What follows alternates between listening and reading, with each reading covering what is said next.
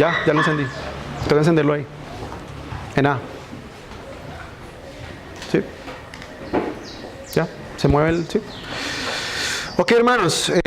Ya estamos casi por concluir el libro de los Colosenses.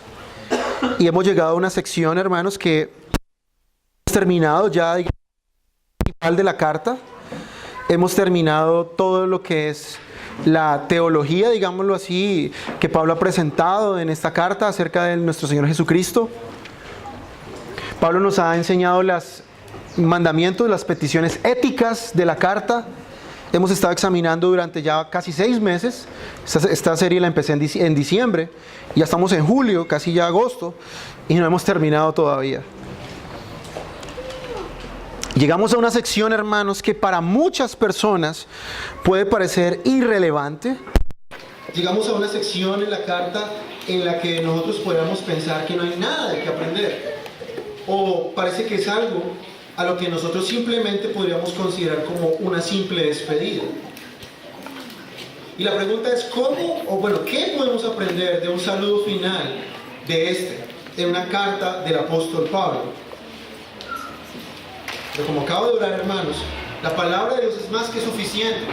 La palabra de Dios, hermanos, en todas y cada una de sus palabras es inspirada. Y toda ella, hermanos, nos enseña algo de la voluntad de Dios y sobre todo nos enseña cómo vivir. Ahora, si nosotros estuviéramos escribiendo una carta personal, supongamos que nosotros fuéramos el apóstol Pablo, nosotros dedicaríamos la mayor cantidad de tiempo al escribir en explicar alguna situación particular que nos pueda ocurrir. Recuerdo en tiempos atrás, yo tenía un tío que estaba en el ejército, él era soldado profesional, y en aquella época no existía el WhatsApp, no existía Facebook, no existía esas cosas. Yo estaba muy niño, y recuerdo que mi tío le mandaba cartas a mi mamá, a mano, ¿cierto? Las mandaba desde por allá donde estaba patrullando. Y uno puede pensar, obviamente, que la persona, lo que escribe en su carta, lo más importante es el cuerpo como tal de la carta. Ahora, cuando nosotros escribimos una carta, hermanos, siempre el interés lo tenemos sobre nosotros. Queremos escribir acerca de nosotros mismos, de nuestras circunstancias, y muy poco o nada paramos para considerar asuntos que no tengan que ver con nosotros. Pero Pablo, hermanos, aquí en esta carta hace algo totalmente diferente. Con Pablo es al revés. Su mayor necesidad y la mayor preocupación del apóstol Pablo no es sobre sí mismo, sino él sigue pensando aquí en las necesidades espirituales, morales y doctrinales de los colosenses. Toda la carta de los colosenses, hasta aquí que hemos estudiado, abarcan, o podemos notar, hemos visto, la preocupación del apóstol Pablo por estos hermanos colosenses, que, vale recordar, hermanos, jamás había visto con sus ojos, jamás los había abrazado, jamás los había saludado personalmente. Pablo escribe con tal amor pastoral a estos hermanos, con el único deseo de que ellos no sean arrastrados por una corriente de falsa doctrina que les llevará a ellos de dejar de confiar plenamente en Jesucristo a pasar a confiar en ritos, en ceremonias y en prácticas, obviamente, de corte e índole humano. Pablo nos muestra su preocupación por estas situaciones particulares. Es más, noten ustedes en la carta que Pablo dice algo ahí en el texto. Dice, todos mis asuntos os lo hará saber Tíquico, hermano amado y fiel ministro y consiervo en el Señor. Pablo no quiere gastar las líneas de su carta para hablar de sus asuntos personales. Y Dios, de una forma soberana, no quiso que nos enteráramos de asuntos personales de Pablo aquí. Pablo probablemente le contó muchas cosas a Tíquico y también a Onésimo, como dice más abajo en la carta, para que ellos de viva voz le cuenten a los colosenses algunos asuntos personales de Pablo, cosas que le estaban ocurriendo. La mayor preocupación de Pablo en su carta es que los colosenses puedan ser animados y exhortados a seguir caminando y perseverando en la fe. Pablo quiere comunicar a los colosenses la exactitud de lo que él ha escrito, en un escrito redactado personalmente por él. Pero sus explicaciones personales, su situación personal, sus prisiones, su pronto juicio delante del tribunal romano, como leímos ahí en Hechos, todo eso es de importancia secundaria. A Pablo no le importa escribir eso en su carta. Pablo confía en la capacidad de Tíquico y de Onésimo en contarle a los colosenses su propia situación. Aún en la despedida de la carta podemos notar cómo Pablo sigue preocupado por estos hermanos colosenses. Hay un amor desbordante del apóstol por estos hermanitos que él nunca jamás había visto. Y esto, hermano, nos muestra el amor que Dios tiene aún por su iglesia en medio de circunstancias tan difíciles como el apóstol Pablo.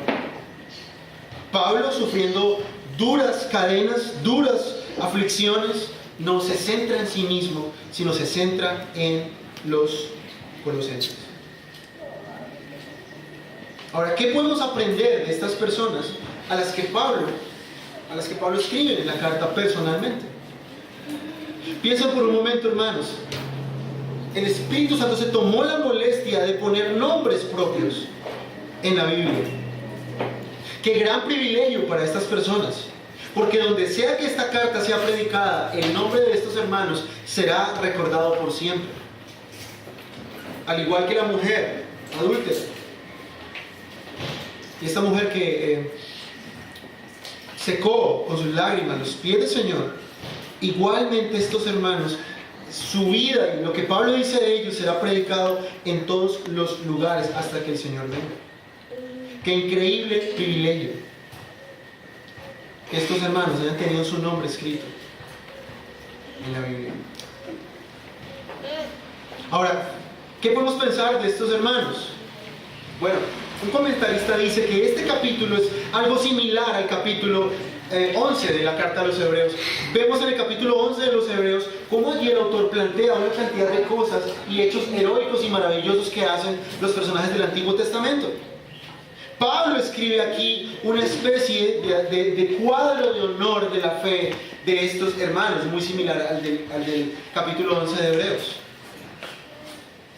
Debemos entender las circunstancias. Pablo está en la cárcel en espera de un juicio.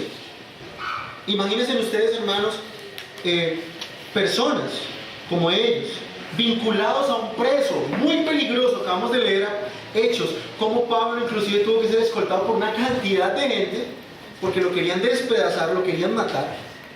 Imagínese usted, hermano, una persona en esta época estar vinculado con el apóstol Pablo. Cualquiera de nosotros no quisiera ser amigo de una persona así. Imagínese si fuéramos amigos, por ejemplo, de un narcotraficante que estuviera en la cárcel. El solo hecho de nosotros visitarlo daría para pensar que somos igual que él.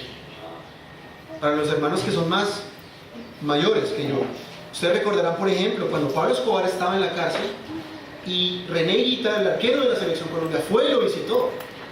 Y eso fue, yo alcanzo a acordar un poquito, eso fue en ese tiempo algo terrible. Todo el mundo pensaba que Higuita era un narco igual que Pablo Escobar y que estaba relacionado con él. Algo así, hermanos, podrían pensar las personas, amigos de Pablo. ¿Cómo se pueden relacionar con un hombre tan peligroso como este, que puede inclusive voltear el mundo completo? Pero en este momento, hermanos, y yo creo que esa es la idea central de este texto, fuera de lo que vamos a meditar en cada una de estas descripciones, en este momento tan difícil del apóstol Pablo, hermanos, su familia, sus hermanos de carne, sus padres, no estaban aquí con el apóstol Pablo.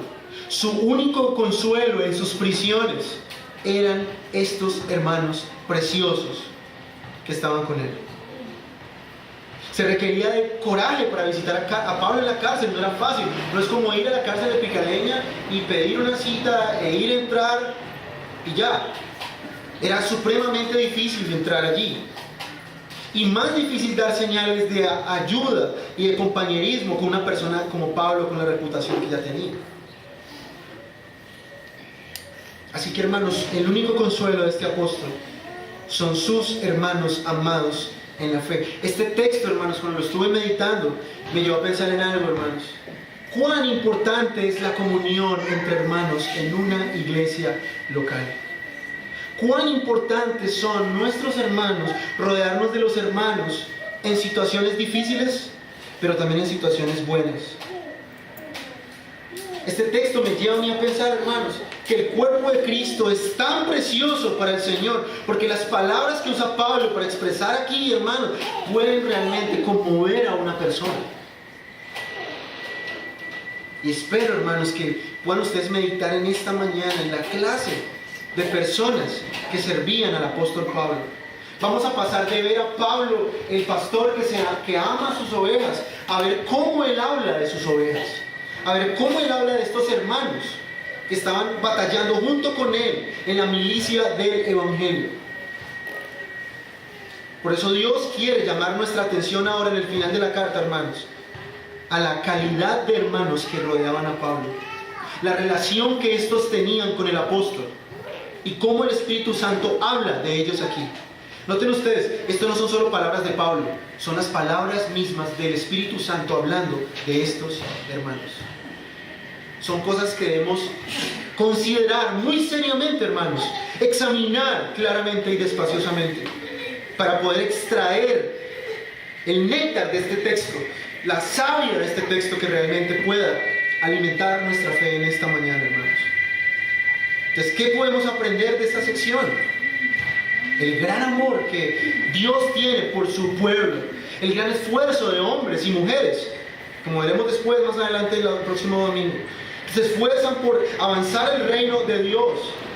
Hombres y mujeres comunes, como veremos, como Onésimo, que era un esclavo, que fue salvo en la cárcel. Y cómo Dios usa a todas estas personas que para el mundo pueden ser despreciables, pueden ser simplemente personas que pasan desapercibidas, pero para Dios son instrumentos de su reino. Son instrumentos poderosos y preciosos en las manos del Señor. Ahora, cuando vemos esta sección, podemos dividirla en tres partes principales. En primer lugar, podemos ver a unos hermanos que estaban con Pablo y serían enviados a la iglesia de Colosas. En segundo lugar, vemos hombres que son judíos y que ahora se han convertido al Evangelio y sirven juntamente con Pablo. Y luego vemos, versículo 12 en adelante hasta el final, a gentiles también sirviendo a la causa de Cristo. Estas son las tres secciones principales de ese final de la carta. Y a diferencia, hermanos, de las otras cartas, ustedes pueden leer otras cartas de Pablo. Pablo habla o nombra a personas, por ejemplo, los romanos, de una forma muy breve. Pablo dice saludos a fulano, fulano, fulano, y nombra una cantidad de personas. Pero en el libro de los Colosenses, Pablo se detiene a meditar y a hablar de cada uno de estos hermanos, casi que explicando y hablando acerca de ellos, ¿cierto?, de su situación y de su amor por el Evangelio. Y el primero de ellos, hermanos, que meditaremos en esta mañana, por eso digo que el tiempo me alcance, porque vamos a ver a cada uno de estos hombres. Esa será la división de nuestro sermón. Vamos a ver a cada uno de ellos y sus características. El primero de ellos es Tíquico.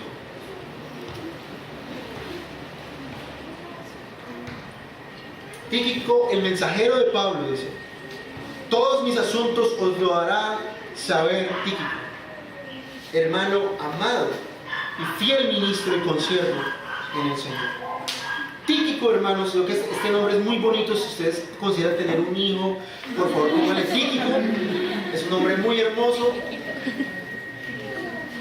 Este Tíquico era amigo íntimo de Pablo y era un emisario útil del apóstol, sobre todo en sus últimos años de ministerio. Si ustedes van ahí a 2 de Timoteo capítulo 4 versículo 12, se menciona a Tíquico. De Timoteo 4:12. Voy a leerlo así rápido por el tiempo, porque créanme que es un poco extenso esto que vamos a ver. 4:12 dice: A Tíquico envié a Éfeso. Fin. Pablo habla allí de Tíquico como uno de los emisarios. Era obviamente un hermano que con el tiempo llegó a ser uno de los principales miembros veteranos del equipo de misioneros de Pablo, y alguien en quien Pablo el apóstol podía confiar plenamente. Podemos ver ahí como Tíquico es nombrado también en el libro de Tito. Era un hombre sumamente usado por el Señor y era un hermano fiel a Pablo. Casi nadie habla de Tíquico. Creo que es la primera vez que alguno escucha ese nombre. Pero este hermano era muy apreciado por Pablo, muy útil a la causa del Evangelio. En el libro de Hechos, capítulo 20, versículo 4, se nos dice que él es oriundo, originario de la provincia de Asia. Probablemente era un hermano que se convirtió en la ciudad de Éfeso, y era la persona ideal para emprender el viaje a aquellas tierras efesias. Pablo obviamente usó a este hermano como su mensajero, precisamente aprovechándose del conocimiento que él tenía de todo este territorio y de toda esta región. Y Tíquico había acompañado a Pablo en gran parte de su tercer viaje misionero, y probablemente era representante de la iglesia local también, como se lo dice en 2 de Corintios. Él recibe esta ofrenda de parte de los corintios para llevar a los hermanos necesitados en Jerusalén. Estamos hablando, hermanos, no de cualquier persona. Es un hombre usado por el Señor, muy cercano al apóstol Pablo. Se nos dice después también que estuvo presente con Pablo en sus prisiones en Roma y actuó como un delegado suyo en aquellas prisiones después del encarcelamiento que Pablo le iba a llevar finalmente a su martirio. Este hombre era obviamente el cartero de Pablo. Llevaba las cartas a Colosas, a Éfeso, incluso a Filemón, como lo vemos en Efesios capítulo 6, versículos 21 al 22. Y en Tito se nos dice que él fue emisario a la isla de Creta.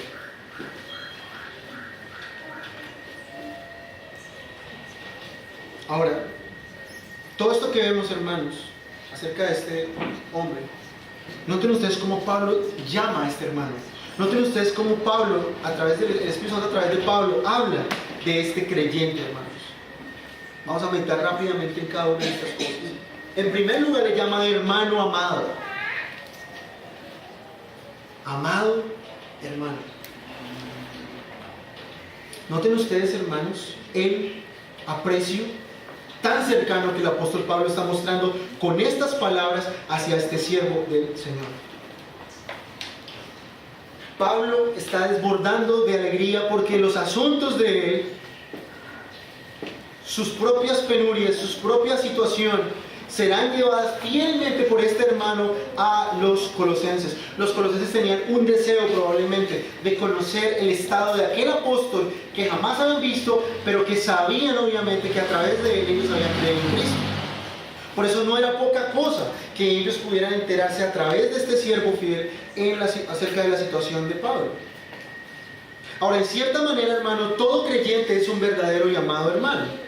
Sin embargo, esta frase se aplica normalmente no a las personas que tenemos la obligación de amar, sino a aquellos que se hacen amar por su dulzura, simpatía y amabilidad de su carácter. Probablemente Tíquico y Pablo eran muy cercanos, se amaban mucho entre ellos dos, ¿cierto? Y como decimos, se había ganado este apelativo, se ha ganado este título, obviamente.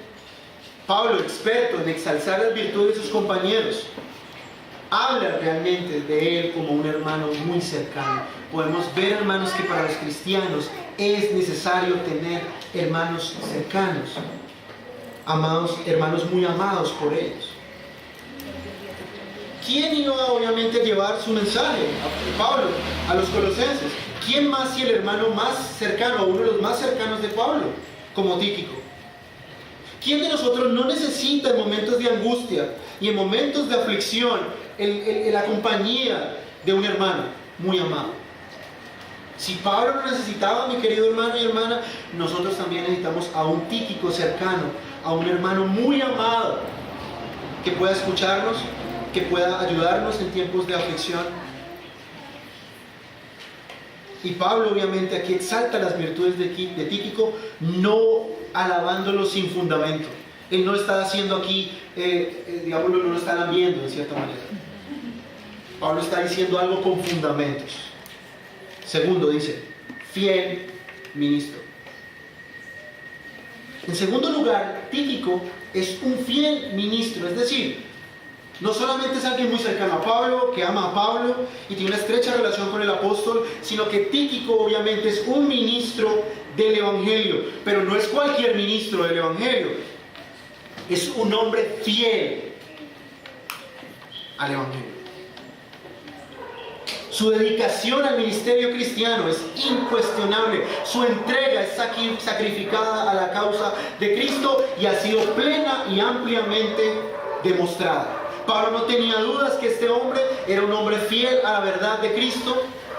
Pablo tiene plena confianza en él. Es un hombre íntegro de carácter probado. Pablo no le iba a soltar sus cartas a cualquier persona. Pablo no le iba a dar sus cartas tan importantes y tan preciadas, inspiradas por el Espíritu, a cualquier hombre por ahí, que cambiara el mensaje, que torciera alguna cosa. Alguien me preguntaba el viernes, bueno, ¿y cómo? ¿Para qué fue escrita la Biblia? Para esto fue escrita la Biblia, para que otras personas que no conocieran el mensaje de Cristo puedan conocerlo, para que el mensaje del Evangelio fuera llevado fielmente a través de la transmisión escrita. Por eso esta encomienda no era poca cosa. Tíquico tenía que confrontar, tenía que obviamente afrontar también las penurias de un viaje tan largo desde Roma hasta Asia. Obviamente uno toma un avión hoy y en una hora ya está allá, pero en el tiempo de Pablo obviamente tenía que caminar semanas para poder llegar a su destino. Y este hombre, por amor a Cristo, por amor a la iglesia, habría de caminar muchos kilómetros, días, semanas, para llevar él la carta de Pablo a los colosenses. Y no solo a los colosenses, también a los efesios.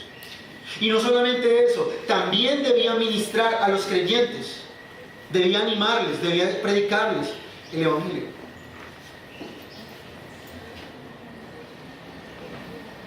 Es más, si vemos por la carta, incluso Tíquico tuvo que ser mediador, probablemente, entre Onésimo y Filemón. Eso lo veremos cuando empecemos nuestra serie de sermones en Filemón.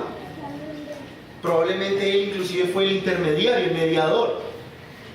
Para los que no saben, en el libro de Filemón, Onésimo es un esclavo que se escapa de Filemón su amo y, oh sorpresas, se encuentra el apóstol Pablo en la cárcel. Escucha el Evangelio, el Señor salva a Onésimo y luego, como ustedes veremos, ya más adelante voy a hablar de Onésimo, lo devuelve otra vez a su amo. Pero no lo devuelve como cualquier cosa, lo devuelve con la carta que estudiaremos dentro de 15-20 días de Filemón. Y probablemente Tíquico tenía que mediar. Obviamente Pablo le escribió al WhatsApp de Filemón, hey, ahí se manda Onésimo, por favor no te vas a poner bravo con él, es un hermano en el Señor. No. Tenía que mandar obviamente a Tíquico porque probablemente él podía pensar, bueno, este esclavo malvado se escapó. Y él tendría que venir obviamente a explicarle a Filemón que Onésimo ahora era un hermano en la fe. Por eso la necesidad de que él fuera con él. Siguiente palabra dice, y consiervo en el Señor. Hermano, qué descripción más hermosa del apóstol Pablo hacia un hermano en la fe. Pablo era un siervo de Jesucristo o de Dios, pero noten ustedes aquí que Pablo, siendo todo un apóstol, dice, este hermano es mi consiervo. Qué humildad la del apóstol Pablo, qué lugar de honra, hermano, decir que somos consiervos del apóstol Pablo. Por eso el apóstol no se avergüenza de asociarse con estos compañeros fieles, colocándolos a su mismo nivel. ¿Cuántos pseudoapóstoles, apostolobos, apostoloides vemos hoy que se creen lo máximo?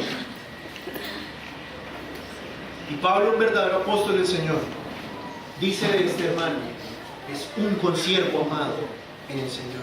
Qué humildad debe tener un pastor de poder ver a los hermanos a su mismo nivel.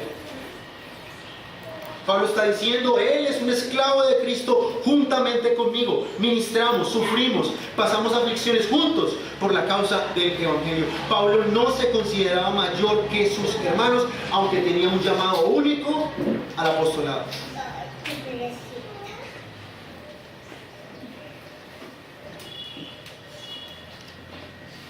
Noten ustedes, hermanos, cómo Pablo no usa su título para restregárselo en la cara a los hermanos. Pablo, siendo un verdadero apóstol de nuestro Señor Jesucristo, se ve igual a igual con Tíquico. Sirven la misma obra, sirven al mismo Cristo, predican el mismo Evangelio, lo hacen por amor a Cristo, no por obligación, no por salario, porque para ambos el vivir es Cristo.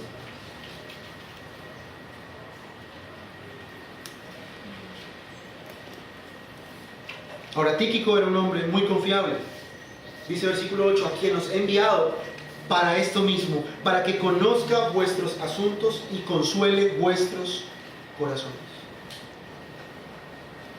Tíquico no iba a llegar solamente con las noticias de Pablo, sino que Tíquico inclusive iba a consolar. Probablemente los colosenses estaban muy tristes de saber que Pablo estaba en la cárcel y probablemente el apóstol Pablo estaba a punto de ser martirizado. Imagínense ustedes, hermanos, que no hubiera forma de comunicarse con una persona que amáramos mucho y que sabemos que esa persona está por morir y no sabemos nada de esa persona. No tenemos ni idea de qué le ha pasado.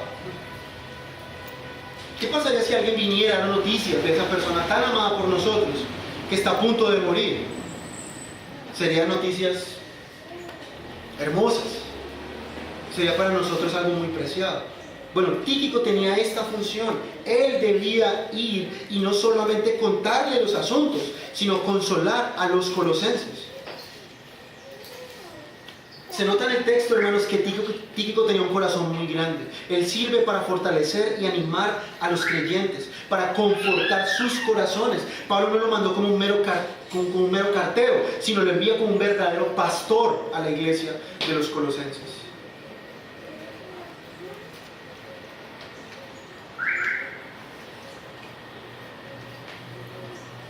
Tíquico debe animar y consolar a los hermanos en medio de un daño emocional tan fuerte como este, en medio de un momento de oscuridad espiritual como este. Y recordemos, hermanos, los colosenses estaban siendo atacados por falsa doctrina. Muchos de ellos estaban desviando de la fe. Obviamente Tíquico tiene que entrar con el Evangelio y hacer la labor de un pastor y entrar a explicar y enseñar a estos hermanos y a confortarlos y también a confrontarlos.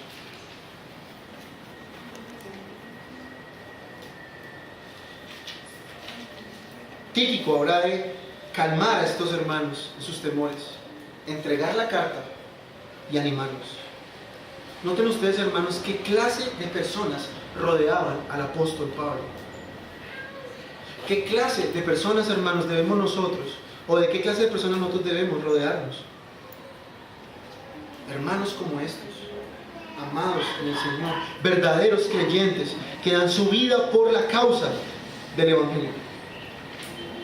En segundo lugar, veremos a Onésimo, versículo 9. Con Onésimo, amado y fiel hermano, el cual es uno de vosotros, todo lo que aquí pasa os lo harán saber.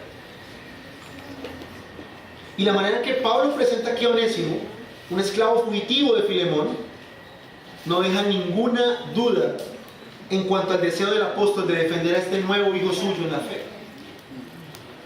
El interés del apóstol Pablo aquí es que Onésimo sea bien recibido en la casa de su amo y que la iglesia en la casa de Filemón lo puedan abrazar ahora a él como un hermano en la fe. Noten ustedes las palabras llenas de consideración y de cariño que el apóstol dice de Onésimo. Dice, amado y fiel hermano. Probablemente Onésimo no llevaba mucho tiempo de convertido. No eran muchos los años que él había, obviamente, profesado la fe, sino que Onésimo probablemente llevaba meses siendo un creyente. Y aún así Pablo lo llama amado y fiel hermano. Es más, noten ustedes cómo lo llama, el cual es uno de vosotros. Recuerden que para la mente de los colosenses, Onésimo probablemente se había escapado siendo inconverso, porque eso es lo que cuenta la historia de Filemón. Él se escapa, ya las razones las veremos después cuando estudiemos la carta. Y claro, todos pueden pensar allá en la ciudad de Colosas, bueno, Onésimo se voló y debe ser un inconverso. Pero Pablo, sabiendo que le debe regresar a donde su amo, le dice: hey, recíbanlo porque él es uno de vosotros, es cristiano como ustedes también.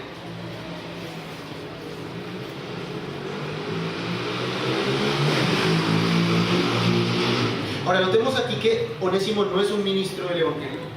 Onésimo, como digo, hasta ahora probablemente era un hermano que se había convertido hace poco. No, Pablo no lo llama consiervo, no lo llama servidor, fiel ministro. Onésimo es un hermano en la iglesia, como ustedes, como yo. Y note que para Pablo, el hecho de que sirva o no sirva es irrelevante. Para Pablo, Onésimo es un amado hermano también, es fiel a Cristo. Ahora noten ustedes que Tíquico no es enviado solo, es enviado obviamente con Onésimo, ya no como un esclavo bajo vigilancia que se le va a volar a Tíquico. Pablo pudo haber escrito: os envío el esclavo fugitivo bajo la tutela de Tíquico. O sea, Tíquico trabaja en el imperio y lo va a llevar de vuelta. Y le da instrucciones que vigile muy bien a Onésimo porque se puede volar, se puede escapar otra vez. Por favor, cuando lo reciban, denle 20 azotes a Onésimo por terco y por haberse escapado. No, Pablo no escribe eso. Pablo trata a Onésimo con la dignidad humana de todo ser humano y lo trata obviamente como un hombre digno de confianza. Hermano, el Evangelio cambia nuestro estatus, el Evangelio cambia nuestra posición, incluso social, entre hermanos. Ya Onésimo no es un extraño procedente de una casta inferior, no es un esclavo más, sino es un miembro pleno de la familia de Dios. Si Dios lo ha aceptado como un hijo, ¿quién eran los colosenses para rechazarlo como un hermano? ¿Quién eran los colosenses? Si Dios lo ha aceptado. Por eso Onésimo es un amado hermano, por Dios y por Pablo. Y desde ahora en adelante debía ser un amado hermano de la iglesia de Colosas. Noten ustedes que Onésimo es llamado fiel en su compromiso con el Señor, en su servicio a Pablo y a los demás hermanos. Es más, la palabra Onésimo en griego significa útil, provechoso, confiable. Si está pensando en tener un hijo, también póngale Onésimo. Un nombre muy lindo. José Onésimo. Para Pablo es un nombre muy útil, como su nombre lo dice. Muy útil.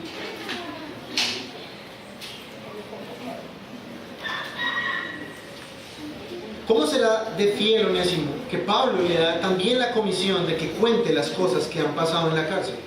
Versículo 9. Todo lo que aquí pasa os lo harán saber. No es como que Tíquico tiene solamente el primer lugar, sino Onésimo también juntamente con él tiene la responsabilidad de contarles a los colosenses lo que estaba pasando en la cárcel. Esto demuestra, por un lado, hermanos, que el esclavo Onésimo conoce íntimamente experiencias y circunstancias de Pablo. Y Pablo confía en él para que él pueda dar la información de una manera veraz y confiable.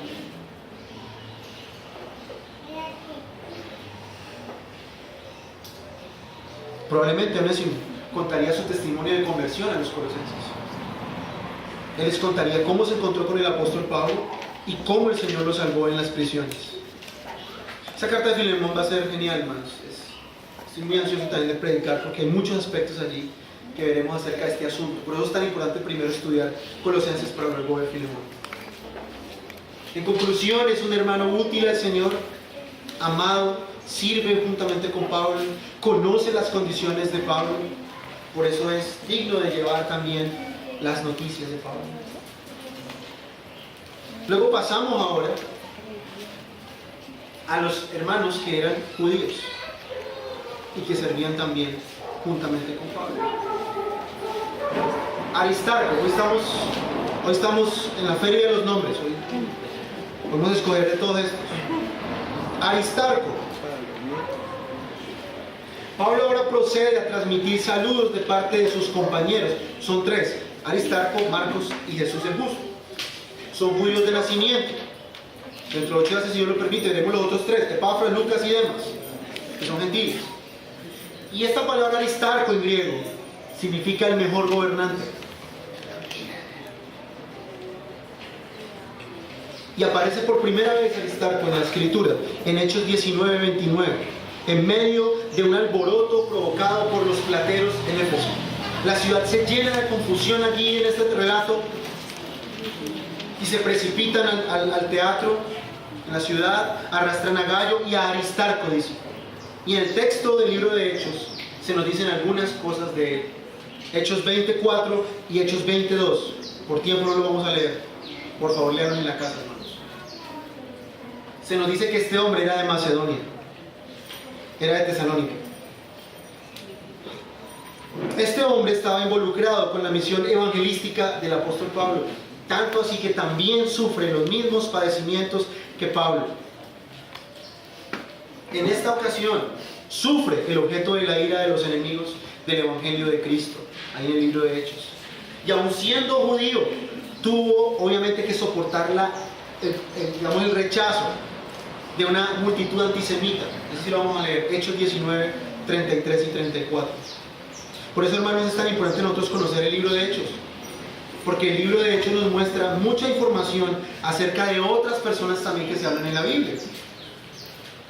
Hechos 19, 33 y 34.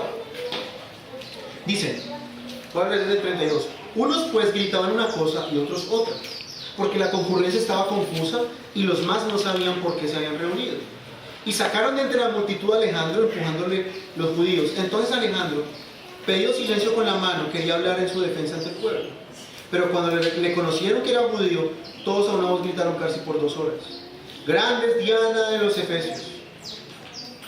Esta palabra de Alejandro es la traducción en griego de la palabra Aristarco.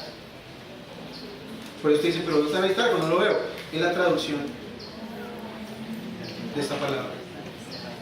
O sea que, queridos Alejandros, su nombre real es Aristarco.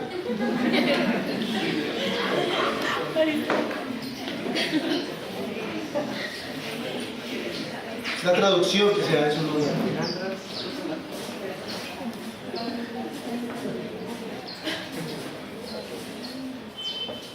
Entonces este hombre sufre, tuvo que soportar estos gritos por 2 horas.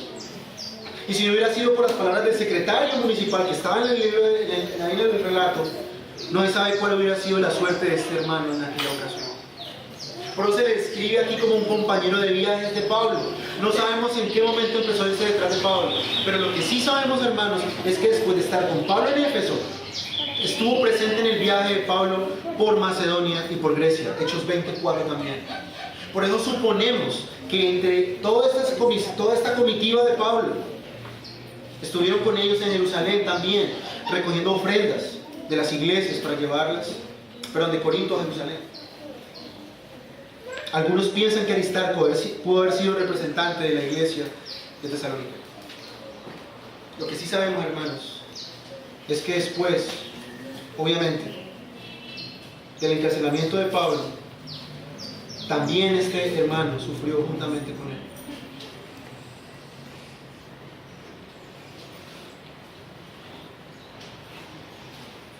Se dice también que Aristarco viajó, Hechos 27, con Pablo por el mar hasta Roma. Lucas también iba con ellos en el barco, y es probable que ellos también naufragaron con Pablo. Hermanos, ser amigo de Pablo no es una cosa fácil. Ser cercano del apóstol Pablo no es como ser cercano del apóstol fulano hoy. El ser amigo de Pablo, estar cerca de él, requería obviamente que esas personas fueran activas dentro del reino de Dios. Eran hombres totalmente entregados a la causa de Cristo. Este hombre no fue ajeno también a los sufrimientos por causa del evangelio. Él atiende al apóstol Pablo en sus prisiones. Él sirve al apóstol Pablo en medio de las tribulaciones. Pero este hombre sufre por causa de Cristo. Dice el texto: Aristarco, mi compañero en la prisión. prisión os saluda. No dice más del texto. Estaba con Pablo ahí metido en la misma celda, oscura y fría, probablemente también sufriendo por los colosenses. Pablo contándole, y sabías que en Colosas hay unos falsos maestros que quieren arrastrar a los hermanos. Ustedes pueden pensar a este hermano Aristarco en medio de este sufrimiento, sufriendo también por causa de los colosenses. Yo creo que él igual que Pablo, se preocupó por ellos igual. Noten ustedes, hermanos, la clase de amigos que Pablo tenía, hombres leales, no solamente a Cristo, sino leales al apóstol, al punto de ir con él a la cárcel. ¡Qué amor, hermanos! Es lo que nos falta a nosotros, real, en nuestras iglesias, en nuestra iglesia local. Yo veía este texto, hermanos, y me llenaba de emoción al ver realmente hasta dónde llega el compañerismo de estos cristianos del primer siglo, al punto de sufrir con él en la prisión. Imagínense ese título tan honroso, compañero de prisión, compañero de celda. Dirá, no, este tipo, quién sabe qué hizo también para ser compañero de celda de Pablo.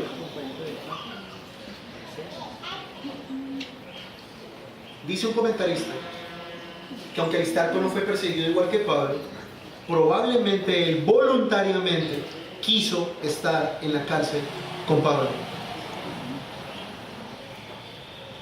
Él compartió estas condiciones con Pablo a fin de poderle atender como un siervo suyo. Y juntamente con Epafras se turnaban en una prisión voluntaria con el apóstol Pablo. No querían dejar solo al apóstol Pablo. ¡Qué amor entre hermanos! ¡Qué amor tenía este hermano! Sin nada más, compañero de prisión del apóstol. Estos hombres estaban dispuestos, hermanos, a compartir las penalidades de Pablo. Eran compañeros de Pablo, de prisión en Cristo Jesús. Noten ustedes, hermanos, que la lealtad no solamente era al Señor Jesucristo, también era lealtad hacia los siervos de Cristo. Y ojo, no estoy hablando de esto de idolatría hacia los predicadores. No me tome por ese lado. Estamos hablando de la verdadera fidelidad y la verdadera lealtad que debe existir entre hermanos en Cristo, por causa y por amor al Evangelio. Es por amor a Cristo que estos hermanos son tan leales al apóstol Pablo.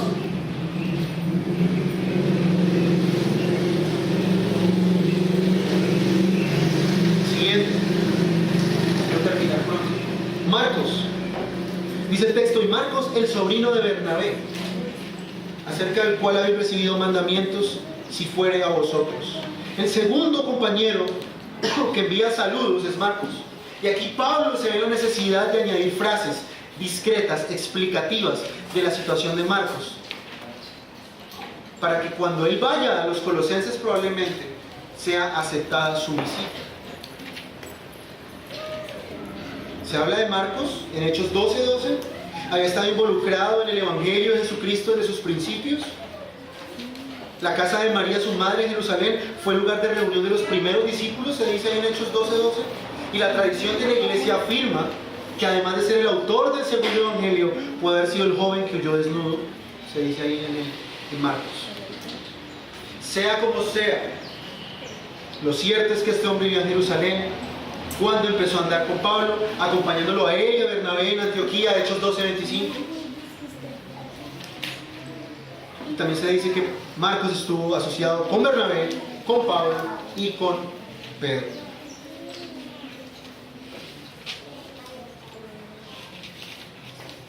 ¿Cuál es este Marcos del que hablamos probablemente aquí con Marcos?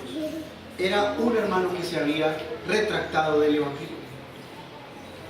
Incluso por causa de este hermano, Pablo y Bernabé se distanciaron entre ellos dos.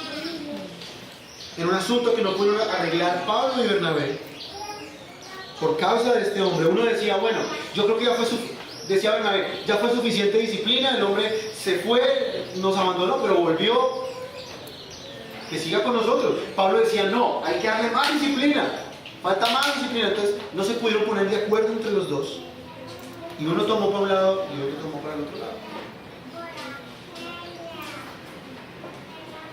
Por eso se nos dice que en su primer viaje misionero, él decidió abandonarlos al llegar a Perge de Panfilia, Hechos 13:13.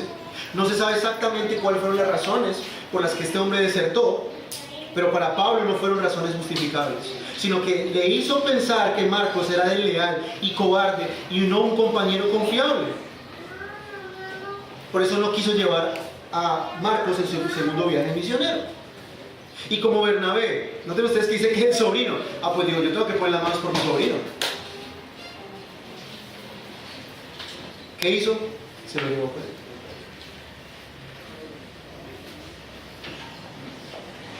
También era un hermano que servía a Cristo, un hermano amado. Dice el texto, acerca del cual habéis recibido mandamientos, si fuere a vosotros recibido. Notamos a Pablo cambiando totalmente su actitud del libro de Hechos ahora al libro de Colosenses. No sabemos cuánto tiempo pudo haber pasado entre esos dos sucesos, pero lo cierto es que el apóstol Pablo ahora habla de los colosenses que reciban a Marcos. Hasta aquí hemos pensado, todos son hombres intachables, increíbles. Bueno, Marcos no.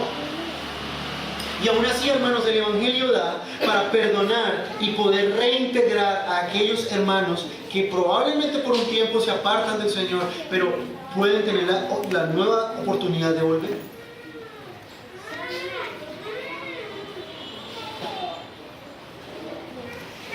Ahora, Pablo dice acerca del cual habéis recibido mandamientos, es decir, Pablo les había mandado probablemente algunos mandamientos a los colosenses acerca de él. Y hay dos posibilidades de la necesidad de Pablo de la instrucción a los colosenses acerca de Marcos. La primera es que Marcos, por no haber formado parte del equipo habitual del apóstol Pablo, es una persona desconocida. Por eso Pablo tiene que explicar quién es. Dice, hey, recíbanlo, él es el sobrino de Bernabé. Por favor, recíbanlo, no es un hombre desconocido. La otra interpretación o explicación es la contraria. Los colosenses le conocían demasiado bien, habían oído hablar de su abandono del ministerio y le tenían como un hombre inconstante, inestable y desleal. En cualquiera de los dos casos, es notable en el texto que necesita este hombre el apoyo o la respaldo del apóstol Pablo. No sabemos cuáles son las instrucciones. Puede haber dicho, pues Marcos, porque ese hombre es un hermano, pero hay que verlo de lejos, pilas. O probablemente no, Pablo puede haber dicho, hey, ya pasó el asunto, yo voy por ese lado, recíbanlo, no hay problemas con él.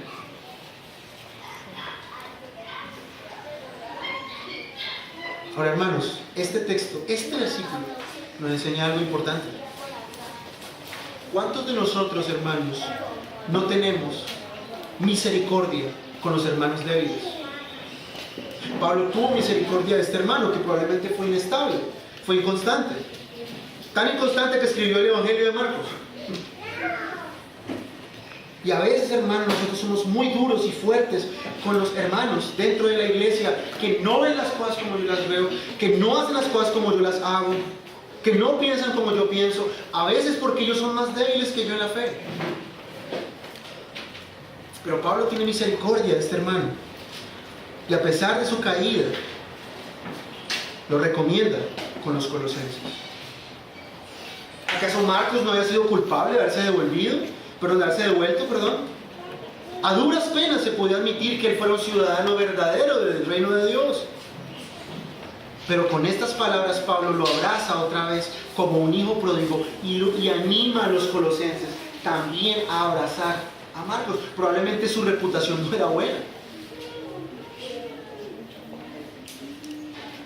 Este hombre regresó al ministerio y demostró después que era fiel. Y por último, versículo 11, ya en 2 minutos. Y Jesús, llamado justo. Estos son los únicos colaboradores míos en el reino de Dios que son de la circuncisión y han sido un consuelo para mí. Obviamente este Jesús llamado el justo, probablemente es un nombre de origen judío, probablemente su nombre realmente era Josué, que es una traducción también de Jesús, y se le llama el justo. Es el nombre griego, obviamente Jesús, de nombre Josué. Ahora, ¿justo es un apodo o qué? Algunos piensan, obviamente, no lo sabemos por el texto, que Justo era un nombre muy común entre judíos y no judíos. Probablemente era un apodo que le tenían. Imagínense el apodo tan chévere, el Justo. Que me digan el Justo, uy, gloria a Dios. Bueno, este hermano tenía este apodo y Pablo lo pasa aquí a explicar. No se dice nada de este hermano. Dice que son de la circuncisión, son judíos, y lo más importante en el texto, han sido consuelo para mí. Hermano, qué gloriosa comunión cristiana entre estos hermanos. Pablo no tenía en Roma ningún pariente en la carne. No tenía un tío, un primo, alguien que pudiera ayudarle en sus prisiones. Pero qué consuelo le dio el Señor al darle qué calidad de hermanos. Incluso un Marcos que se había regresado al mundo o había probablemente había tenido temor del evangelio, de las tribulaciones, y se regresó, pero volvió. Y aún así Pablo dice que estos hermanos son consuelo para él. Hermanos, Dios nos ha dado a la iglesia, a nuestros hermanos, para que sean consuelo en nuestros momentos de angustia o de hundimiento anímico, hermanos. A veces entre hermanos, entre más afligido esté, el hermano más le da encima. Pero para Pablo, estos hermanos, en un momento tan angustioso, de tanta incertidumbre, le proveyó a tal calidad de hermanos. Esto nos habla de algo, hermanos. El fruto del Espíritu no es para mí solamente. Mi carácter en Cristo también funciona y sirve para animar a otros hermanos. Miren ustedes que Pablo se beneficiaba del carácter piadoso de estos hermanos. A veces vemos la piedad solamente como algo que tengo que vivir yo y solamente el Señor y yo. Pero este texto nos enseña que nuestro carácter y nuestra santificación es beneficioso para otros hermanos. Ellos son también animados. Se pueden mantener firmes gracias a nuestro ejemplo y testimonio, a nuestra fidelidad, a nuestro amor. ¿Qué creen ustedes que ayudó a Pablo y le animó en un momento tan difícil como este? Fue el amor de sus hermanos, fue el amor de estos siervos de Cristo. No perfectos como Marcos, pero hombres fieles, leales, que buscaron estar al pie del apóstol Pablo. Imagina eso, a mí esa idea de que estos hermanos se turnaban una prisión voluntaria entre Epafras y Aristarco para acompañar a Pablo, es increíble, hermano. Increíble. Por eso Pablo pudo mantenerse firme en estos tiempos de aflicción y de prueba, hermanos. Recordemos, el cristianismo no es una fe individual solamente. ¿Cuánta ayuda precisamos de nuestros hermanos? La hermandad cristiana es algo en lo que debemos profundizar. Si hay algo que me enseña, hermano, estas despedidas es precisamente eso. Todos estos hermanos eran un ejemplo de servicio y de entrega al Señor, y Pablo se benefició de ellos de una forma increíble. Dios obraba en ellos por medio de su Espíritu. Por eso Dios no los nombra aquí con nombre propio, dice cosas de ellos, hermanos.